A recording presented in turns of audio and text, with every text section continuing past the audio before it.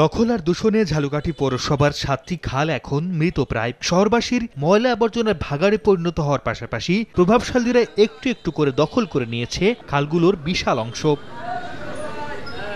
পরিবেশ দূষণ ও জলাবদ্ধতা নিয়ে শহরবাসীর ক্ষোভ দীর্ঘদিনের। সেই ক্ষোভে নতুন করে ঘি ঢেলেছে পৌরসভার খনন কাজ। এলাকাবাসীর অভিযোগ, খালের মধ্যে থাকা প্রভাবশালীদের স্থাপনা রেখেই নামমাত্র কাজ চলছে।